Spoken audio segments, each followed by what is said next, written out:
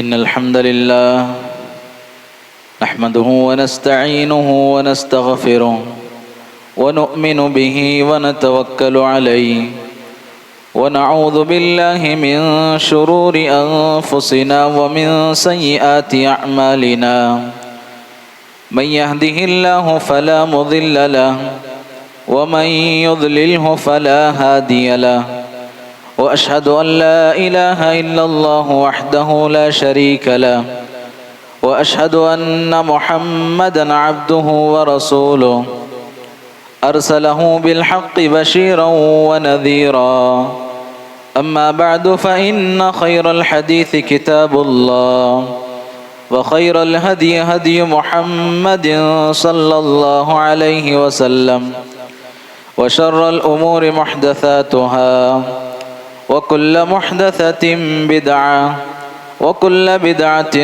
ضلالة وكل ضلالة في النار. أعوذ بالله السميع العليم من الشيطان الرجيم من همزه ونفخه ونفثه. بسم الله الرحمن الرحيم.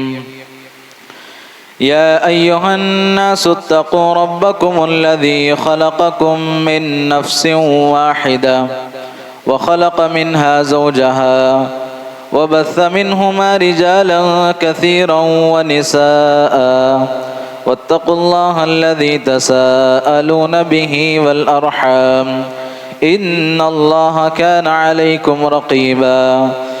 يا أيها الذين آمنوا اتقوا الله حق تقاته ولا تموتن إلا وأنتم مسلمون. يا أيها الذين آمنوا اتقوا الله وقولوا قولا سديدا يصلح لكم أعمالكم ويغفر لكم ذنوبكم ومن يطع الله ورسوله فقد فاز فوزا عظيما.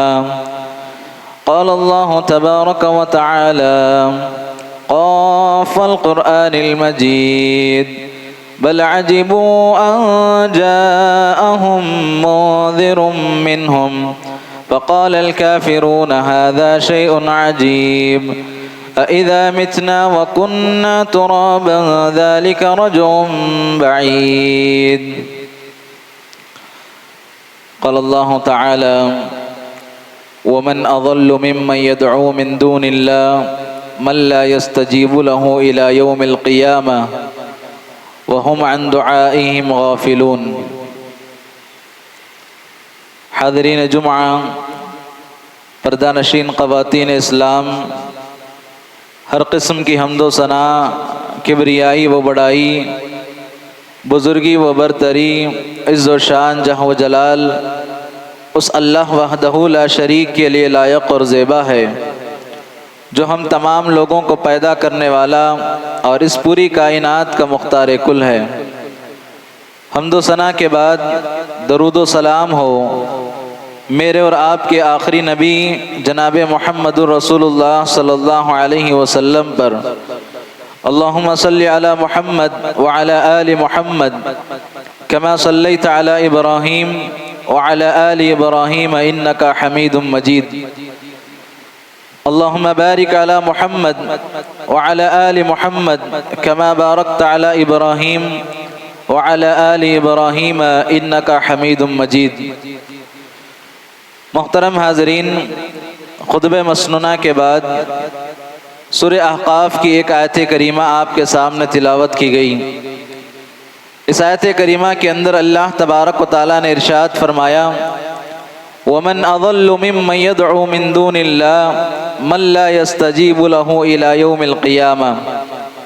اس شخص سے بڑا گمراہ انسان کون ہو سکتا ہے جو اللہ کے سوا دوسروں کو پکارتا ہے۔ مَن لَّا يَسْتَجِيبُ لَهُ إِلَى يَوْمِ الْقِيَامَةِ، جس کی پکار کو وہ قیامت تک سن نہیں سکتے اور اس کا جواب نہیں دے سکتے۔ وَهُمْ عَن دُعَائِهِمْ غَافِلُونَ، اور اس کی دعا سے وہ لوگ غافل ہیں، بے خبر ہیں۔ محترم حاضرین، اس آیت کریمہ کے اندر اس بات کو واضح کیا گیا کہ جو لوگ اللہ تبارک و تعالیٰ کو چھوڑ کر مردہ لوگوں کو پکارتے ہیں جو اس دنیا سے انتقال کر چکے ہیں، قبر میں سونے والوں کو پکارتے ہیں، اللہ تعالیٰ نے فرمایا کہ قیامت تک اگر ان کو پکارتے رہیں تو وہ لوگ ان کی پکار کو سن نہیں سکتے، اور اسی طرح سے ان کی پکار سے وہ لوگ بے خبر ہیں اور ان کو معلوم بھی نہیں کہ ان کو کون پکار رہا ہے۔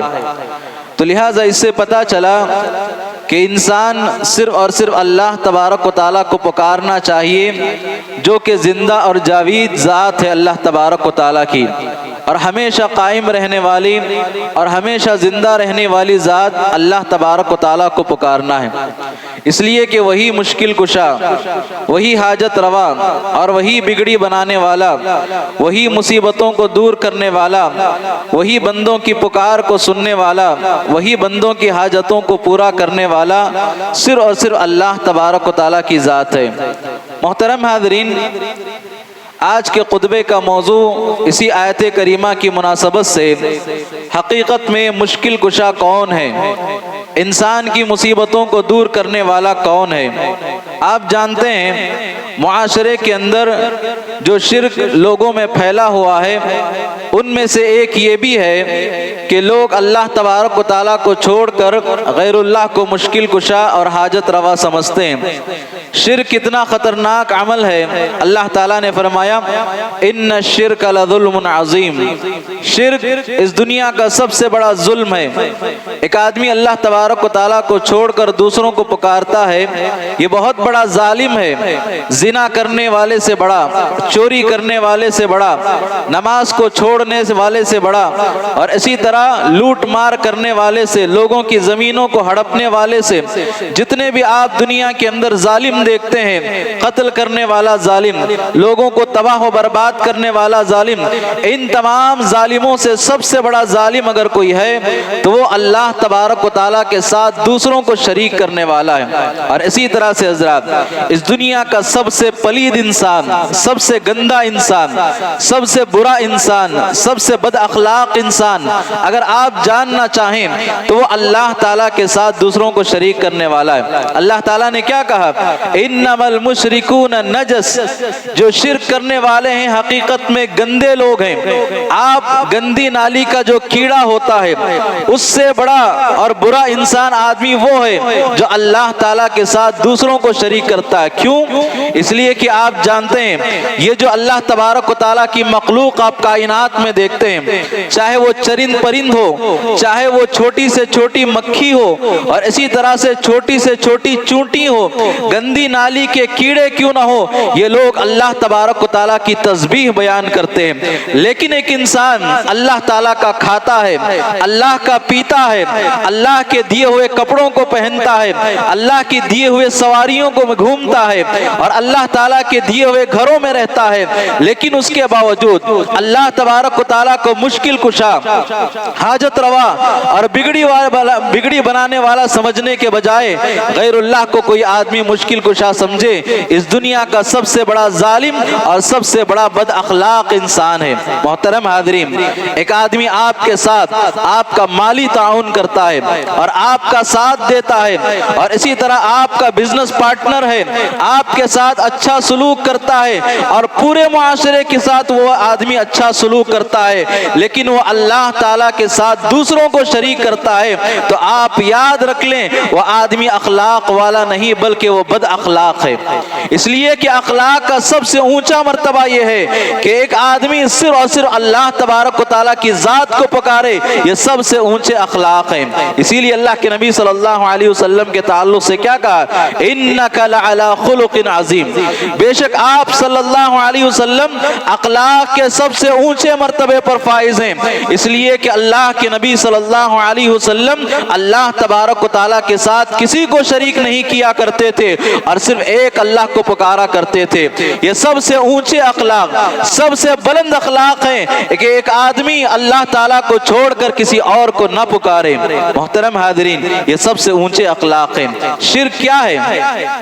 شرک آپ جاننا رکھنا چاہیں، جملہ جتنی عبادتیں چاہے وہ نماز، روزہ، زکوٰۃ، حج، صدقات و خیرات، اور اسی طرح یتیموں کی، بیواؤں کی کفالت کرنا، لوگوں کی مدد کرنا اور دعا کرنا، امید رکھنا، خوف رکھنا اپنے دل میں، سجدہ کرنا، رکوع کرنا اور اپنی زبان سے اللہ تبارک و تعالیٰ کی تسبیح بیان کرنا، یہ جملہ عبادتیں ہیں۔ یہ ساری کی ساری عبادتیں اللہ تبارک و تعالیٰ کے ساتھ خاص ہونا چاہیے۔ اگر کوئی آدمی ان تمام عبادتوں میں سے کسی ایک بھی عبادت کو اللہ تعالیٰ کو چھوڑ کر غیر اللہ کو پکارتا ہے تو وہ رب کعبہ کی قسم ہے اللہ تبارک و تعالیٰ کے ساتھ دوسروں کو شریک کرتا ہے۔ اگر وہ اسی حالت میں اس کی موت آ جائے، شرک کی حالت میں اگر اس کی موت آ جائے تو اللہ کی قسم وہ قیامت کے دن کبھی کامیاب نہیں ہو سکتا۔ آپ دنیا کے اندر اور آخرت کے اندر آپ کامیاب ہونا چاہتے ہیں تو اللہ تبارک و تعالیٰ کے ساتھ کسی کو شریک نہ کریں۔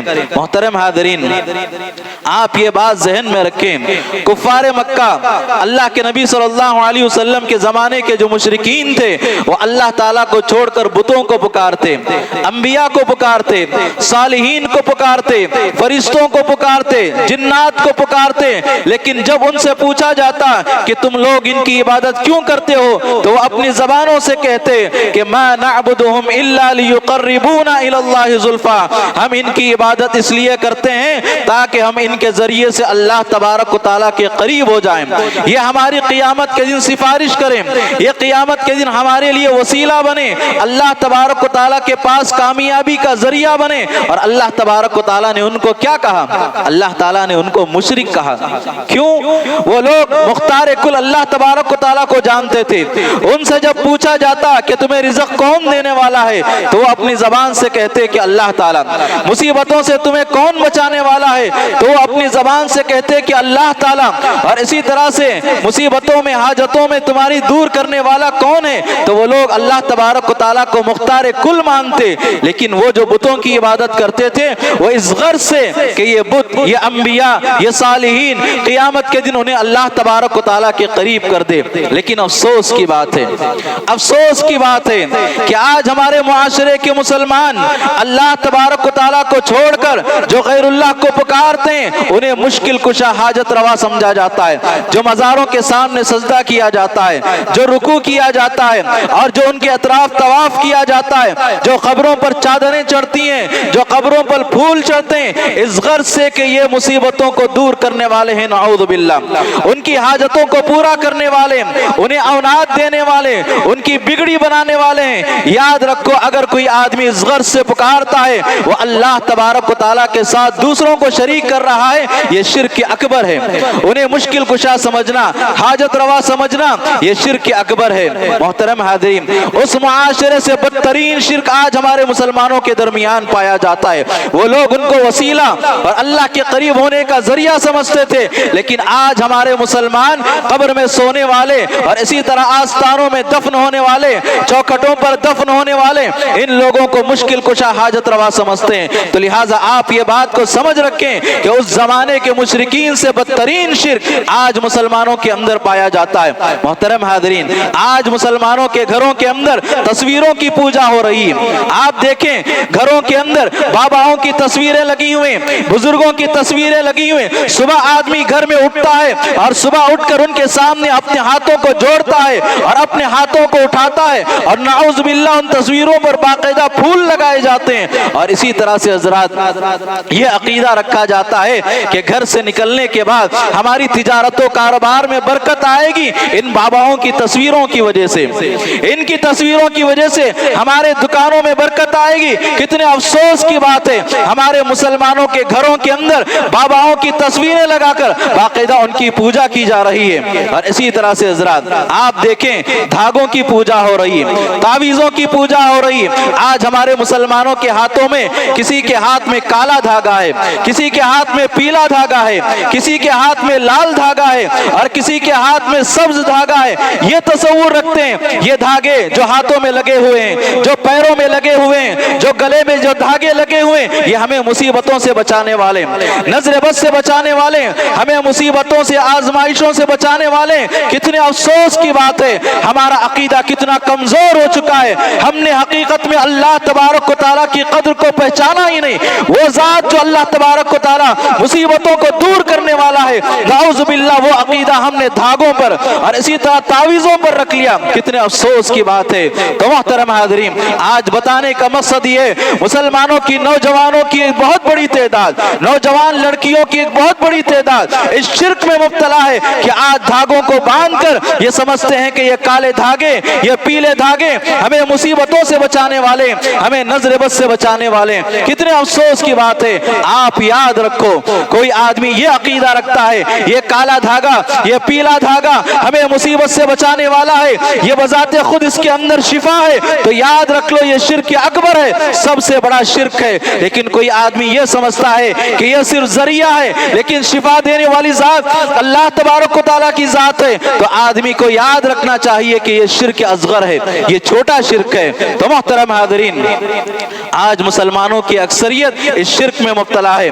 और इसी तरह से हजरात, बहुत सारे लोग आप जानते हैं कड़ों की पूजा कर रहे हैं। कोई अपने बाजू में कड़ा लगाया हुआ है, कोई अपने हाथ में कड़ा लगाया हुआ है, कोई अपने पैर में कड़ा लगाया हुआ है, और उन कड़ों की निस्बत अपने औलिया से की जाती है, अपने बुजुर्गों से की जाती है, और अपने सालिहीन से की जाती है। और आदमी हाथ में कड़ा रखकर यह समझता है ये कड़ा मेरी मुसीबत को दूर करेगा, ये कड़ा मेरी बिगड़ी बनाने वाला है, ये कड़ा मेरी तिजारत और कारोबार में बरकत का जरिया है। कितने अफसोस की बात है। अल्लाह तबारक व तआला की जात आपकी जिंदगी में बरकत लाने वाली है, अल्लाह तबारक व तआला की जात आपकी तिजारत में नफा देने वाली है, अल्लाह तबारक व तआला की जात आपको औलाद देने वाली है, अल्लाह तबारक व तआला की जात आपकी मुसीबतों को दूर करने वाली है। और इसी तरह से हजरात, आप जानना चाहें, आज बाबाओं की पूजा हो रही है, पीरों की पूजा हो रही है। आज मुआशरे के अंदर आप देखें कि कितने ऐसे लोग हैं अपने पीरों के सामने जाकर सजदा कर रहे हैं, अपने मुरीदों के सामने जाकर रुकू कर रहे हैं, और बाकायदा उनको चूमा जाता है, उनका तवाफ किया जाता है, उनके गलों में हार लगाए जाते हैं, इस गर्ज से कि ये हमारी मुसीबत को दूर करने वाले। उनके सामने नजराने पेश किए जाते हैं, उनके नाम पर जानवरों को ज़बह किया जाता है। नाऊज़ु बिल्लाह, ये तमाम के तमाम शिरकिया काम है। आप याद रख लें, अगर कोई आदमी शिर्क करते हुए अगर इसी हालत में इंतकाल कर जाए तो रब्बे काबा की कसम है, क़ियामत के दिन आपके कबीरा गुनाह माफ हो सकते हैं, सगीरा गुनाह माफ हो सकते हैं। आपकी चोरी, आपकी बदकारी, आपकी फहाशी अल्लाह तबारक व तआला मुमकिन है कि आपको माफ कर दे, लेकिन आपने दुनिया के अंदर अल्लाह तबारक व तआला के साथ किसी को शरीक किया तो आप ये उम्मीद न रखें कि क़ियामत के दिन आपको माफ किया जाएगा। अल्लाह तबारक व तआला हरगिज़ माफ नहीं करेगा। तो मोहतरम हाज़रीन, आप जिंदगी में अपने आप को शिर्क से बचाएं, अपने आप को शिर्क से बचाएं। यकीनन शिर्क इस दुनिया का सबसे बड़ा जुल्म है, और अल्लाह तबारक व तआला मरने से पहले अगर कोई बंदा तौबा ना करे तो क़ियामत के दिन अल्लाह तबारक व तआला शिर्क को कभी माफ नहीं फरमाता। मोहतरम हाज़रीन, शिर्क के साथ आप नमाजें पढ़ें, आप ज़कात दें, शिर्क के साथ आप हज करें, आप अल्लाह तबारक व तआला के रास्ते में सदक़ात व खैरात करें, आपकी मौत खाने काबा के अंदर आ जाए और आपके जनाजे की नमाज इमाम काबा पढ़ाए, लेकिन आप शिर्क की हालत में इंतकाल कर जाते हैं, तो रब्बे काबा की कसम है अल्लाह तबारक व तआला आपको कभी माफ नहीं फरमाएगा। तो लिहाजा आप अपने दिलों के अंदर तौहीद से मोहब्बत पैदा करें। मुआशरे के अंदर जहां भी शिर्क देखते हैं अपने दिल में नफरत पैदा करें, और जहां भी देखते हैं अगर अल्लाह तबारक व तआला ने आपको ये ताकत दी है कि आप शिर्क को अपने हाथ से रोक सकते हैं, यकीनन आप अपने हाथ से रोकें, वरना आप क़ियामत के दिन अल्लाह तबारक व तआला के सामने जवाबदेह होंगे। और इसी तरह से हज़रात, शिर्क को आप अपनी ज़बान से रोक सकते हैं तो आप अपनी ज़बान से रोकें। आपने अल्लाह ताला ने आपको ताकत दी है तो आप अपनी ज़बानों से शिर्क को रोकें। और इसी तरह से हज़रात, ना आपके पास हाथ की ताकत है, ना आपके पास ज़बान की ताकत है, लेकिन आप मुआशरे के अंदर शिर्क को देखते हैं, अपने दिल में नफरत पैदा करें, अपने दिल में अपने आप में इसको बुराई को नफरत पैदा करें।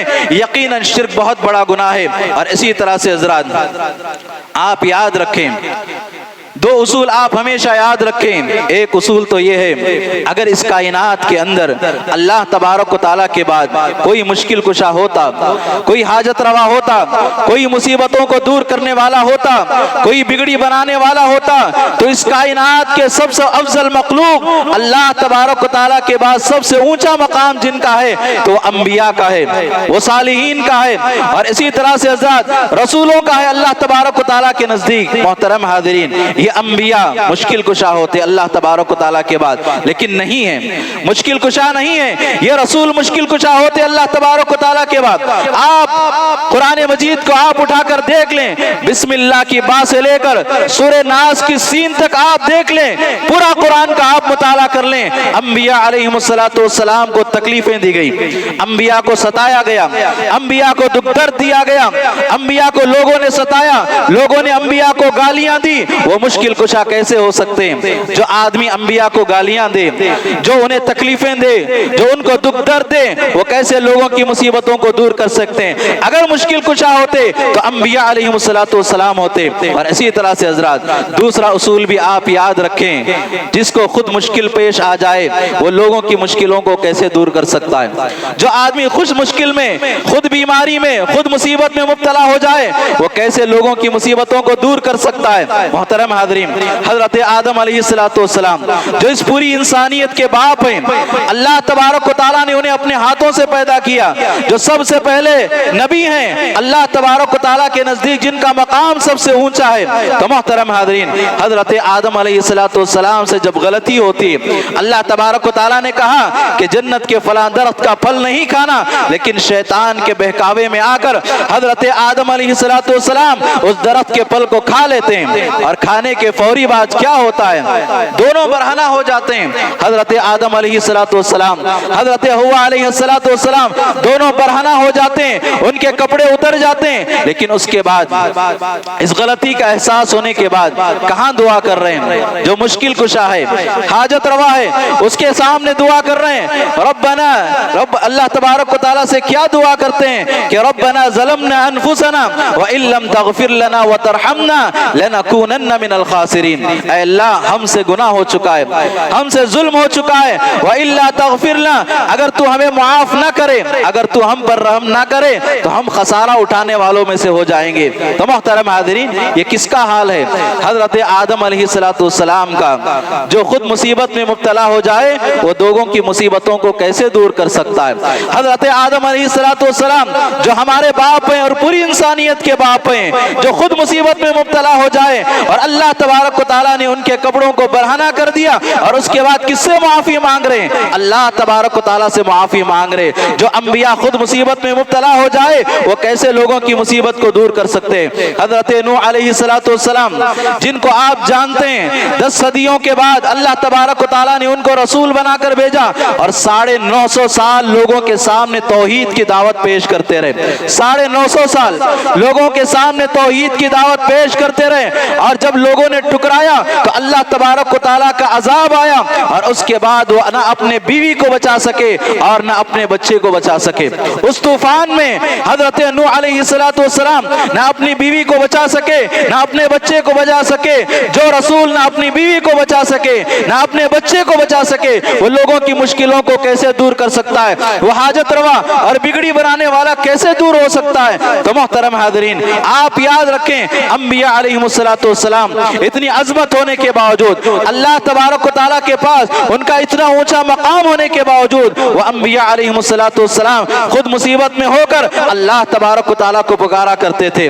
حضرت ابراہیم علیہ السلام، جنہیں ابو الانبیاء کہا جاتا ہے، اولو العزم پیغمبر کہا جاتا ہے، اور جن کے تعلق سے اللہ تبارک و تعالیٰ نے جن کی توحید کی گواہی دی، اور جن کے تعلق سے کہا کہ اللہ حضرت ابراہیم علیہ السلام شرک سے بری ہیں، اور آپ دیکھیں حضرت ابراہیم کی پوری زندگی مصیبتوں سے لبریز ہے، پریشانیوں سے لبریز ہے۔ ان کے گھروں کے اندر ان کو نکالا گیا، ان کے باپ دادا نے ان کا گھر سے نکالا، اور اسی طرح ان کو شہر سے نکالا گیا، اور جب وہ شہر سے نکلے بادشاہ نے ان کی بیوی حضرت سارہ علیہ السلام کے ساتھ زناکاری کا ارادہ کر لیا، اور حضرت ابراہیم بے بس ہیں، عاجز ہیں۔ حضرت سارہ علیہ السلام کے ساتھ ظالم بادشاہ نے بدکاری کا ارادہ کیا۔ حضرت ابراہیم اگر مشکل کشا ہوتے، حاجت روا ہوتے تو اپنی بیوی کو بڑے آرام سے بچا سکتے تھے، لیکن انہوں نے کیا کیا؟ 2 رکعت نماز پڑھی، اور جو مشکل کشائی کرنے والا ہے اللہ تبارک و تعالیٰ کی ذات ہے، انہوں نے اللہ تبارک و تعالیٰ کو پکارا اور اللہ تبارک و تعالیٰ نے انہیں اسی مصیبت سے نجات دیا۔ تو محترم حاضرین، بتانے کا مقصد یہ ہے کہ انبیاء مشکل کشا نہیں تھے، بلکہ مشکل کشا کو پکارا کرتے تھے، اللہ تبارک و تعالیٰ کو مصیبت میں پکارتے۔ حضرت ابراہیم علیہ السلام کو آگ میں ڈالا گیا، ظالموں نے حضرت ابراہیم علیہ السلام کو آگ میں ڈالا اس غرض سے کہ وہ اللہ تبارک و تعالیٰ کے ساتھ کسی کو شریک نہیں کیا کرتے تھے۔ کیا حضرت ابراہیم علیہ السلام آگ میں جانے سے اپنے آپ کو بچا سکے؟ بلکہ انہیں آگ میں ڈالا گیا اور انہوں نے کس کو پکارا؟ کس پر انہوں نے توکل کیا؟ اللہ تبارک و تعالیٰ پر انہوں نے توکل کیا۔ جب انہوں نے اللہ تبارک و تعالیٰ پر توکل کیا تو اللہ تبارک و تعالیٰ نے آندھی نہیں بھیجی، طوفان نہیں بھیجا اور پانی کا سیلاب نہیں بھیجا، بلکہ اللہ تبارک و تعالیٰ نے آگ سے کہا یا نار کونی بردا و سلاما علی ابراہیم، اے آگ تو ابراہیم پر ٹھنڈی اور سلامتی والی ہو جا۔ محترم حاضرین، یہ کون سی طاقت تھی؟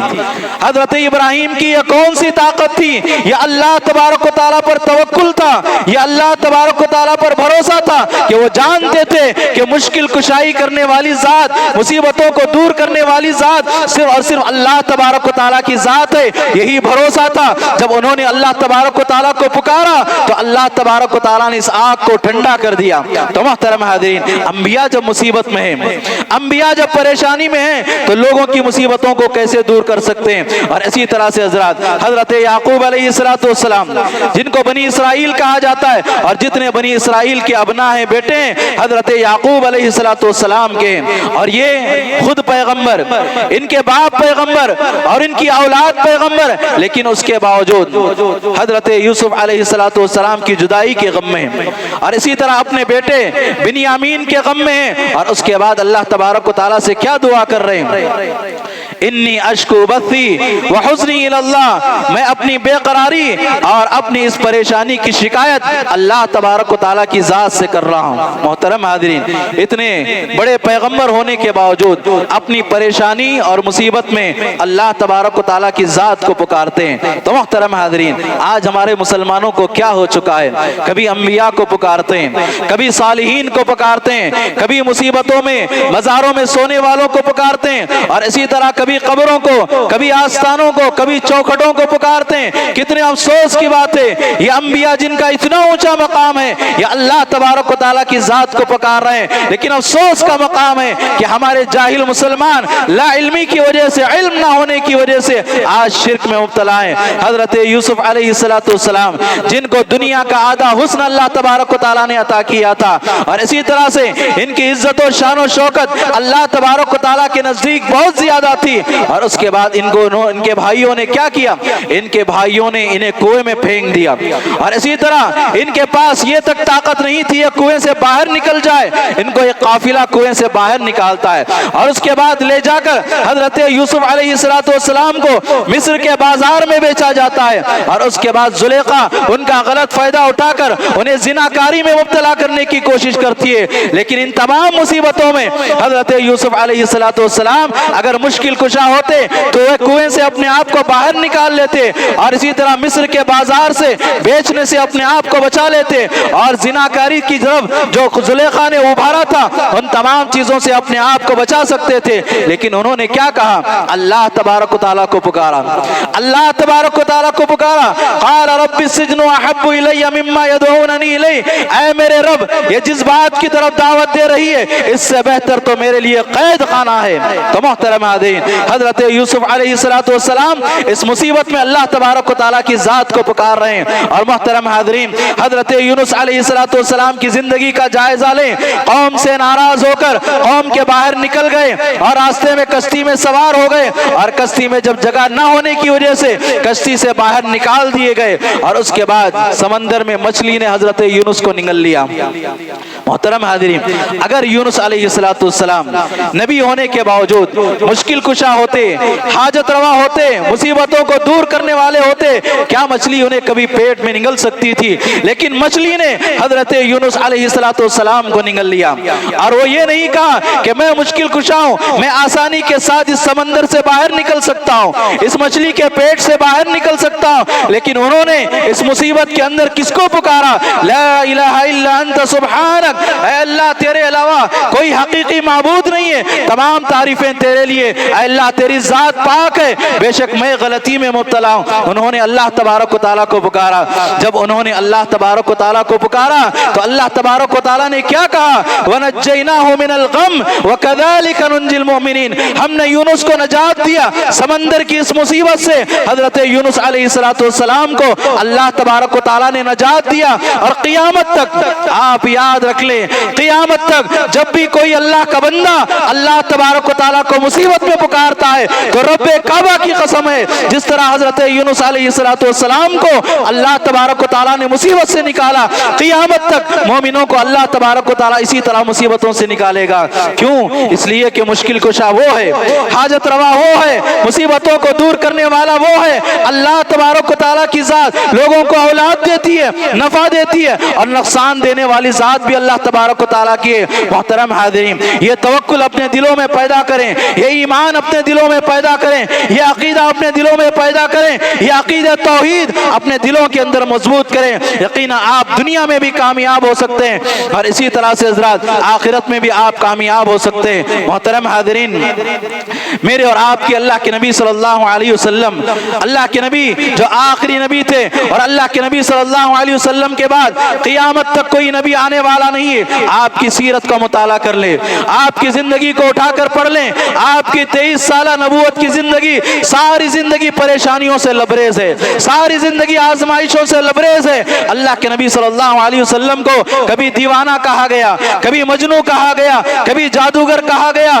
کبھی آپ کے راستے میں کانٹے ڈالے گئے، طائف میں جو ہے اللہ کے نبی کو پتھروں سے مارا گیا، آپ کو لہو لہان کیا گیا، آپ کی کمر مبارک پر اونٹ کی اوجھڑی لا کر ڈالی گئی، آپ کے گلے میں رسی ڈالی گئی۔ ان تمام مصیبتوں میں اللہ کے نبی صلی اللہ علیہ وسلم نے کیا کہا؟ اللہ تبارک و تعالیٰ کو پکارا۔ اگر اللہ کے نبی مشکل کشا ہوتے، اللہ کے نبی مصیبتوں کو دور کرنے والے ہوتے، تو یہ اللہ کے نبی کی زندگی میں یہ ساری تکلیفیں کبھی نہیں آتی۔ اللہ کے بندے تھے اور مصیبتوں میں اللہ تبارک و تعالیٰ کو پکارتے۔ حضرت ابو بکر صدیق رضی اللہ تعالیٰ عنہ نے کہا کہ اللہ کے نبی صلی اللہ علیہ وسلم کو جب دیکھا اس مصیبت میں، اتقتلون رجلا ان یقول ربی اللہ، حضرت ابو بکر صدیق رضی اللہ تعالیٰ عنہ نے کہا، ان کفار اور مشرکین سے کہا کہ اے لوگوں، کیا تم اس آدمی کو اس بات کے لیے قتل کرنا چاہتے ہو؟ یہ کہتا ہے کہ میرا رب اللہ ہے اور اللہ تبارک و تعالیٰ کے ساتھ کسی کو شریک نہیں کرتا۔ تو محترم حاضرین، آپ یاد رکھیں، اللہ کے نبی جن کو آج مشکل کشا سمجھا جاتا ہے، مصیبتوں میں یا رسول اللہ المدد، اور اسی طرح سے پریشانیوں میں یا رسول اللہ المدد، آپ یاد رکھیں اللہ کے نبی کسی کے نفع اور نقصان کے مالک نہیں ہے، اللہ تبارک و تعالیٰ کی ذات نفع اور نقصان کی مالک ہے۔ اور اسی طرح سے حضرات مصیبتوں میں حضرت علی رضی اللہ تعالیٰ عنہ کو مشکل کشا اور حاجت روا سمجھا جاتا ہے۔ حضرت علی سے ہمارے دلوں کے اندر محبت ہے، ہمارے چوتھے خلیفہ ہیں اور اللہ کے نبی کے چچا زاد بھائی ہیں، اور اسی طرح سے اللہ اور اس کے رسول سے محبت کرنے والے، یقیناً ہمارے دلوں کے اندر حضرت علی رضی اللہ تعالیٰ عنہ سے محبت ہونا چاہیے، اور صحابی رسول ہونے کی وجہ سے ہمارے دلوں کے اندر حضرت علی رضی اللہ تعالیٰ عنہ سے محبت ہونا چاہیے، لیکن انہیں مشکل کشا، حاجت روا اور بگڑی بنانے والا نہیں سمجھا جاتا۔ کیوں؟ اس لیے کہ وہ اللہ کے بندے تھے، وہ مشکل کشا نہیں تھے۔ محترم حاضرین، حضرت علی رضی اللہ تعالیٰ عنہ خود مقروض تھے، یعنی وہ قرض میں ڈوبے ہوئے تھے۔ اللہ کے نبی صلی اللہ علیہ وسلم کی خدمت میں آئے اور آ کر اللہ کے نبی سے کہا کہ اللہ کے نبی میں قرض میں ڈوب چکا ہوں، تو اللہ کے نبی نے باقاعدہ دعا سکھلائی۔ اے علی، اس دعا کو پڑھا کرو، اللہم اکفنی بحلالک عن حرامک واغننی بفضلک عمن سواک۔ جب انہوں نے اس دعا کا اہتمام کیا تو اللہ تبارک و تعالیٰ نے ان کے قرض کو ختم کر دیا۔ تو بتانے کا مقصد یہ ہے، جو خود علی مصیبت میں مبتلا ہیں، قرض میں ڈوبے ہوئے ہیں، تو لوگوں کی مصیبتوں کو کیسے دور کر سکتے ہیں؟ آج مصیبتوں میں یا علی مشکل کشا، یا علی حاجت روا، اور اسی طرح یا علی توڑ دے دشمن کی نلی، یہ تمام الفاظ استعمال کیے جاتے ہیں اور باقاعدہ نعوذ باللہ مصیبتوں میں ان کو پکارا جاتا ہے۔ حضرت علی خود مصیبت میں ہیں، وہ کیسے لوگوں کی مصیبت کو دور کر سکتے ہیں؟ اور اسی طرح سے حضرات امام عبد القادر جیلانی رحمت اللہ علیہ، جن کا زہد اور جن کا تقوی اور جن کا علم اور جن کی فضیلت بہت مشہور ہے، یہ اللہ تبارک و تعالیٰ کے بندے، بڑے نیک بندے تھے، بڑے صالح بندے تھے۔ حافظ ذہبی رحمت اللہ علیہ سیر اعلام النبلاء میں لکھتے ہیں، انہوں نے اللہ تبارک و تعالیٰ کے ساتھ زندگی میں کسی کو شریک نہیں کیا، ایک اللہ کی عبادت کرنے والے اور لوگوں لوگوں کو یہ پیغام دینے والے کہ لوگوں ایک اللہ کی عبادت کرو، وہ ساری عبادتوں کا مستحق ہے، وہی مشکل کشا اور وہی حاجت روا ہے، یہ پیغام دینے والے امام عبد القادر جیلانی رحمۃ اللہ علیہ، نعوذ باللہ ان کے انتقال کے بعد لوگوں نے انہیں اللہ تبارک و تعالیٰ کے ساتھ شریک کیا اور انہیں مشکل کشا سمجھا، انہیں حاجت روا سمجھا اور اسی طرح انہیں بگڑی بنانے والا سمجھا۔ آج مصیبت میں لوگ اپنی زبانوں سے یا عبد القادر جیلانی رحمۃ اللہ علیہ یا غوث اعظم پکارا کرتے ہیں، اللہ کے بندوں مصیبت کو دور کرنے والی ذات، مدد کرنے والی ذات اللہ تبارک و تعالیٰ کی ذات ہے۔ عبد القادر جیلانی رحمۃ اللہ علیہ نہ کسی کی مصیبت کو دور کر سکتے اور اسی طرح سے نہ کسی کی بگڑی بنانے والے، نہ کسی کو اولاد دے سکتے ہیں، یہ ساری کی ساری چیزیں اللہ تبارک و تعالیٰ کے ہاتھ میں۔ تو محترم حاضرین، آج کے خطبے کا خلاصہ یہ ہے کہ آپ یاد رکھ لیں مصیبتوں کو دور کرنے والی ذات، مشکل کشا، حاجت روا اور اسی طرح سے آپ کو نفع دینے والی ذات، آپ کو نقصان دینے والی ذات، آپ کی تجارت و کاروبار میں برکت دینے والی ذات صرف اور صرف اللہ تبارک و تعالیٰ کی ذات ہے۔ جو آدمی ایسا توکل اور ایسا مضبوط ایمان اللہ تبارک و تعالیٰ پر رکھتا ہے وہ دنیا کے اندر بھی کامیاب ہو جاتا ہے اور آخرت میں بھی یقیناً کامیاب ہو جاتا ہے۔ لوگوں اس پیغام کو بھی یاد رکھ لو، اگر آپ نے اللہ تعالیٰ کے ساتھ کسی کو شریک کیا، کسی ولی کو، کسی پیر کو، کسی بزرگ کو، کسی قبر میں سونے والے کو یا عبد القادر جیلانی کو یا اللہ کے نبی کو یا حضرت علی کو یا حضرت فاطمہ کو یا حضرت حسن و حسین کو، آپ نے اللہ تبارک و تعالیٰ کے ساتھ کسی کو بھی شریک کیا اور مرنے سے پہلے آپ نے توبہ نہیں کیا، آپ یاد رکھ لیں قیامت کے دن نجات ناممکن ہے، جنت کو حاصل کرنا ناممکن ہے، اس لیے کہ اللہ تبارک و تعالیٰ قیامت کے دن تمام گناہوں کو معاف کر سکتا ہے لیکن شرک کو اللہ تبارک و تعالیٰ معاف نہیں کر سکتا۔ اللہ تبارک و تعالیٰ سے دعا ہے کہ اللہ تبارک و تعالیٰ جب تک ہمیں زندہ رکھے، ایمان کی حالت میں زندہ رکھے، توحید کی حالت میں زندہ رکھے، اور جب بھی ہمارا خاتمہ ہو تو خاتمہ بالخیر ہو۔ اقول قولی ھذا واستغفر اللہ لی ولکم ولسائر المسلمین من کل ذنب فاستغفروہ انہ هو الغفور الرحیم وآخر دعوانا ان الحمد للہ رب العالمین۔